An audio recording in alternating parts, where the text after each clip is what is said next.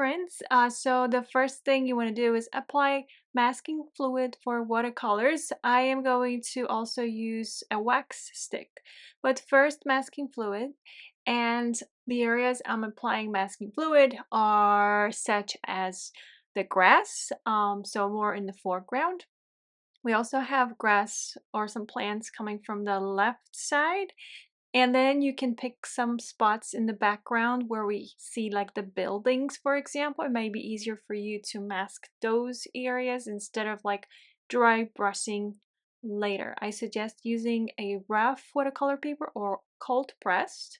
Cold press paper is probably the best for this. However, make sure that the paper you're using has texture, because there's a lot of cold pressed papers that resemble hot press, so they're not true cold press papers. This is what my palette looks like. This is Follow Blue Red shade, Imidazzle Yellow, and Quinacridone Red, and later on I am also going to add Cobalt Turquoise Light. First step, let's wet the paper. Let's only wet the top part of the painting, which is our sky. So I'm using a flat brush 24. This is Da Vinci's Casaneo brush. It's a softer brush. So wet it for about 3 minutes, please. Please make sure that your colors are pre-diluted with water to a consistency I like to call heavy cream. And this is my Follow Blue, a little bit of Quinacridone Red, and I'm actually adding right away a little bit of yellow. Why is that? It's because I want that blue to feel a little cooler, slightly cooler. You don't have to, you can just go with a Follow Blue and Quinacridone Red if you prefer that.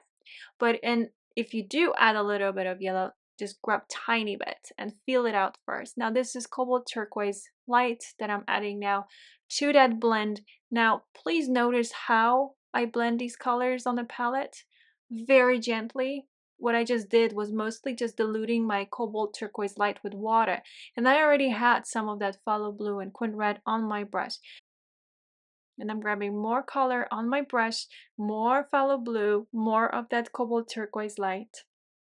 And you can go back to those areas that you already painted and add more color if you want to, as long as the paper is still shiny wet. I'm saying shiny because you see that shine from the water and paint, right? Because as soon as that shine goes away, the paper becomes damp. So you don't want to touch that area anymore. Now I continue adding more color because again, the paper is still wet. And it stays wet longer because number one, I took my time to wet the paper, and number two, I keep going back to those areas to add more color, so I keep those areas wet longer. This is how I'm creating the clouds, but also like I have a scratch on my pad, unfortunately, but I'm not worried too much about it because I can always add a leaf over that area since we are going to add some plants hanging from the top down. Now I'm going to switch to a different brush because I'm going to work on my clouds. This is my round 8 golden 2 brush. Because the paper is wet and I've been painting for a couple of minutes, I need to adjust that ratio between water and paint. I can no longer really continue like adding the milk-like ratio. It has to be more like a thicker paint, so something that feels like heavy cream. These are the same colors basically, it's just yellow, blue, red. For the blues, I'm using the Cobalt Turquoise Light, Follow Blue, and then Quinacridone Red, Imidazzle Yellow. You're adding shadows on the bottom of those clouds. So again, adjust the ratio between water and paint, because if you have anything that feels like water or feels like milk, or even half and half might not work. It's just you start either creating blooms or the paint will just spread too much out of control. So while the sky is drying, we can paint something else. We can start working on the water and we can paint the sand at the same time. What we're going to do is wet the areas for the water. We're going to stay away from the rocks over the water and on the bottom.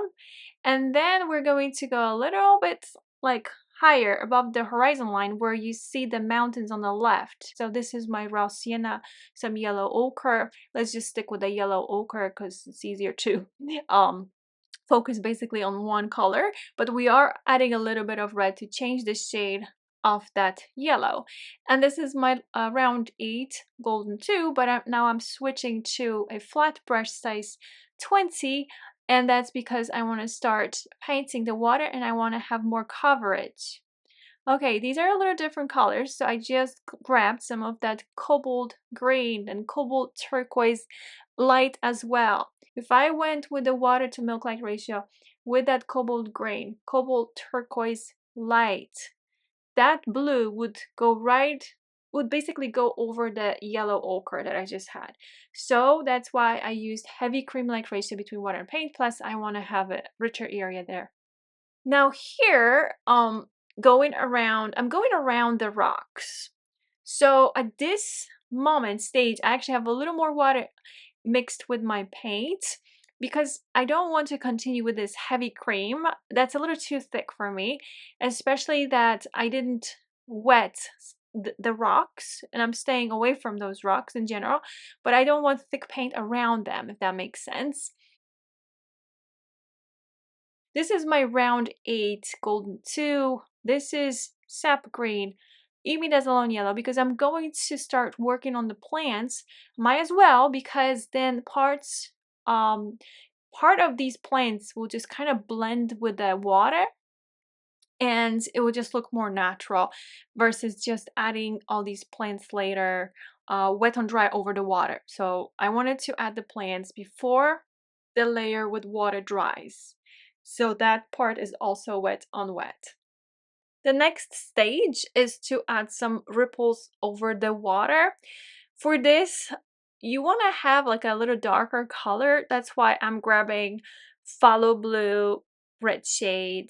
You can grab a little bit of indigo to make it darker as well. Here's the trick though. You need to make sure this is more like a heavy cream to cream top-like ratio between water and paint.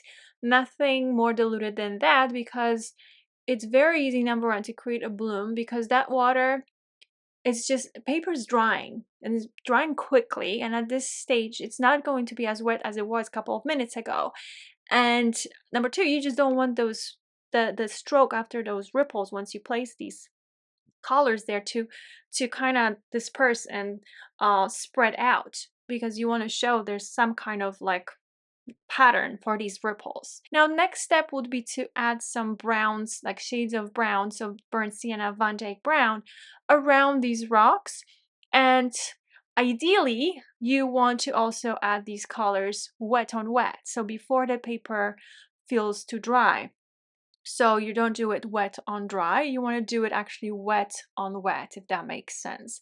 I'm also using the same brush, so it's a smaller brush, round 8. If you want to, you can also add more rocks, or you can show that there are more rocks under the water by placing some more color over the water like I just did. It's just that my paper is a little too dry for it. Alright my friends, let's paint now this little island there. So first thing I want to do is pre-wet just this section here, but not everywhere. I just want water for the softer transition from the sand, and then we have all this, the beachy stuff. So now I'm going to grab some of this yellow here. This is my round 8 golden 1. I'm sorry, golden 2. And some of the green, a little more water, because this is going to be water to milk like ratio. And I'm just going to, a lot of it's just going to be dry brushed. I want to show there's some buildings too. And then I'm going to grab all whatever yellows I have. I'm just going to grab it. This was like a, I guess, ISO yellow I had there. Look over here, because I want to show there's those buildings. I'm going to grab some of my phthalo blue. I almost dropped the brush right on the on my painting. And then more water with it. Yellows, blue, green. So somewhere here, I'm just going to show that there are the buildings, the hotels, whatever we can see. More water, greens, yellows, blues. So don't forget to use, like, basically try to use any color you have there on your palette, but you're mixing colors on the paper mostly, not your palette. I'm creating different shades of that green because I'm mixing colors on the paper. Then some blue, maybe follow blue with it. So now we don't see that line anymore, right? The line that we had before from the painting the sky. So some of that cobalt blue, I'm sorry, the cobalt turquoise and some cobalt green. And you know what? These same colors are kind of used for the for these hotels. We have that. So it's quick lines, like dry brushing, just to show that there's some different color there. Very quickly. And then we're going to grab some of the phthalo blue with the Van Dyke brown, for example. Thick paint, so this is creamy paint. And you're just kind of placing dots. I want to say just dots, basically. And we're going back to the hotel. The creamy quinacridone red. So I'm trying to grab it on the tip of my brush. I have quinacridone red, but creamy. It was actually too creamy. And then little dots here or there. Trying to show that there's something more in the background. Maybe the umbrellas are red. All right, I think there's enough of that contrast. Now I would like you to grab a medium-sized brush, maybe round 8 if you have it. I'm gonna grab my round 8 golden 1 brush. And we're gonna start working on these rocks. We're gonna start with some undertones. So some yellow ochre here. This is water to milk-like ratio. Some of these yellows. Even green is fine. And we're just gonna dry brush. So dry brushing, I had too much water on with my paint, but you're just kind of dry brushing. Now, if you're using the new version of the collection by Hahnemühle, your paper is going to be too smooth because you need a texture to dry brush like this.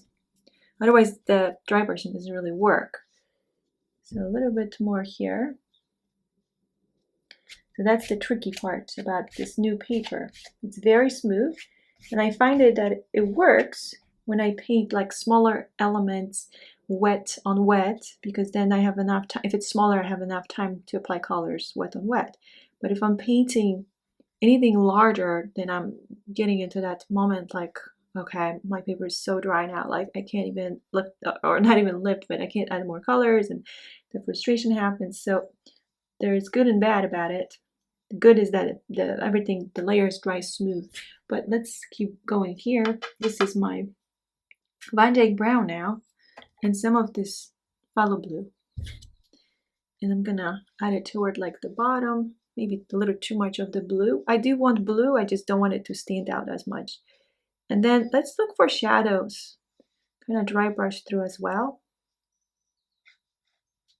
You can hear it when I dry brush. Separate some of these elements.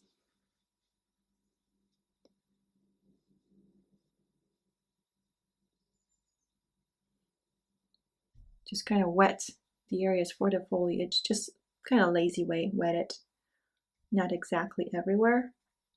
Let's start with some yellowish undertones. I'm using more colors than normal because it's a landscape, seascape that has such rich colors. There's so much happening. We have the island there. We have like these rocks here. So might as well use up the color palette. You don't have to use the same colors I am using. This is burnt sienna, by the way. Just kind of like start with yellows, and you go darker a little bit. This is where I have, by the way, the rocks. And I'm going to leave some light in the foreground there. And I'm going to clean this brush. Phthalo blue or indigo, that's fine too if you want to use that color instead.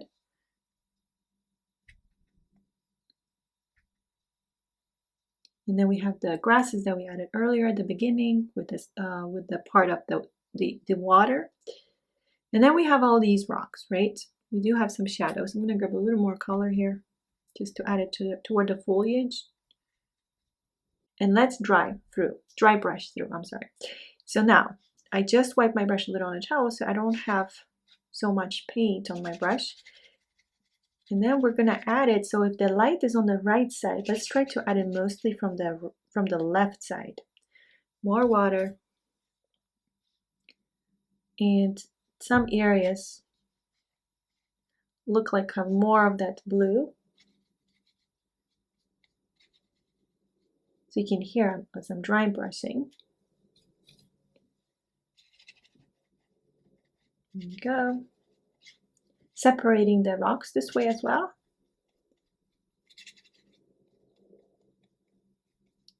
So I have my rocks with the blue light over it in a way.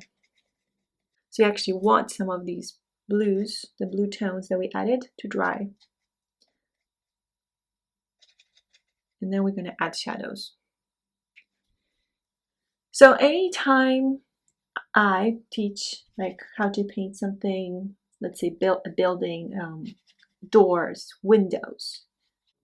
So my style hasn't changed if you're going to ask this question, because it's just, if you go back to a window I painted 4 years ago, be the same thing.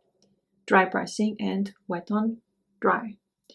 Now this is indigo, some of the phthalo blue, Van Dyke brown, creamy paint. Assuming that some areas are still wet, like over here, and I'm going to separate some of these pieces. Also trying to dry brush and try to like separate the rocks in a way by placing these shadows in between. There's different ways, like you can use I guess a paper knife or a credit card, like all these things. I've used these techniques when I first started painting with watercolors. That was like years ago, and there's some things that work for me and some things don't. Doesn't mean you can't. Of course you can try using that credit card to scrape the paper. I just don't like in general making any holes or dents in the paper, if that makes sense. It's just not my thing. Typically what I would do too is use a rigger brush for the grass areas here. It's a little late, or maybe not, but if it's not too late for you either, you can lift the colors. This is my rigger too. And yes, usually I just lift colors. So you can grab some more color too. Van Dyke brown, burnt sienna. And this is creamy paint now on my brush, and I'm just adding some more color. This is Van Dyke brown, ISO yellow. So I lifted and I'm just adding a little more. What I could do is grab some, this is Imidazolone yellow plus sap green. If I want to add more foliage going toward the water, and plus here. So thank you so much for your time, and please let me know if you have any questions.